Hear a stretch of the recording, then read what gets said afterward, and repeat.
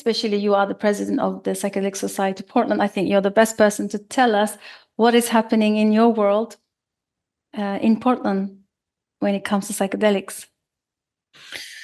Yeah, it's been quite a transformational time on the legal frontier, certainly.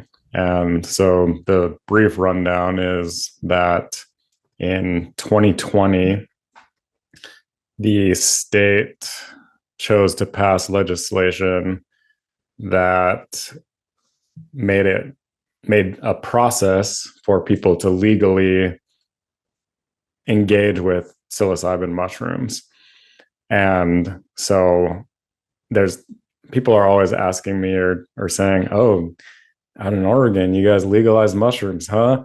And I have to say, well, sort of, not exactly, but yes. But so it's a particular framework, and this requires having a licensed facilitator serve you mushrooms that were grown in a licensed grow facility that have been tested by a licensed lab, and you have to be served in a licensed facility.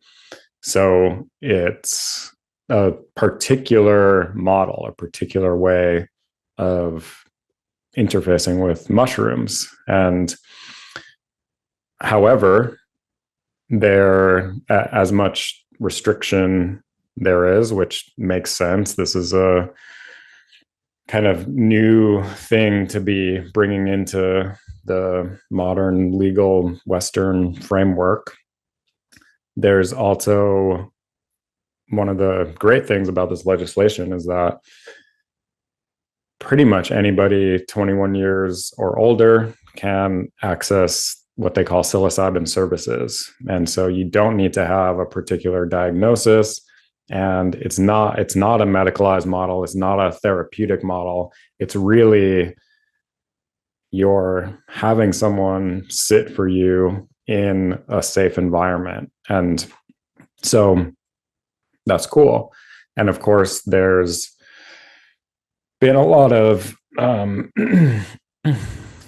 blowback in terms of the expense, because it's quite expensive. People are paying $1,000, $3,000, $4,000 to have a mushroom experience, where if you know what you're doing, you can grow more mushrooms than you would eat in a year for $150 and and do it on your own. But this creates a different pathway for people who might otherwise not be comfortable or know what they're doing, or know anyone who's involved in the psychedelic space, to be able to have this incredibly transformational and oftentimes mystical experience. So that's cool. And then that kind of started perhaps it's too soon to call it a cascade, but it led to Colorado choosing to create their own version of this legislation.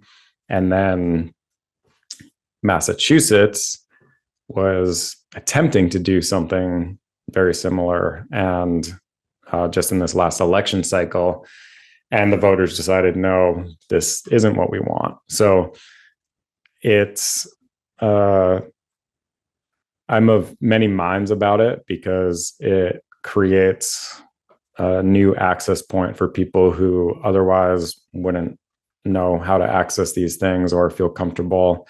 And it creates a framework of safety and accountability.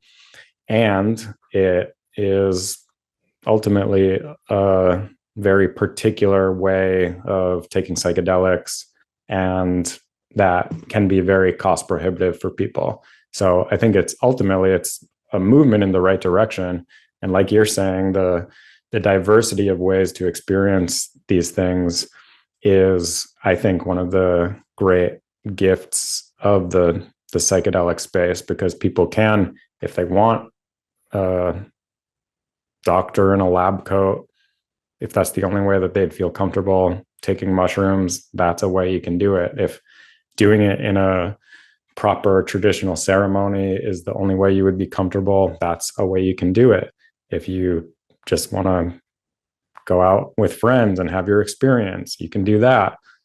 And if you want to go through the state regulated model, you can do that. So having all of these different modalities kind of bloom in this great garden and allow people to choose, I think is one of the beautiful things about this whole movement.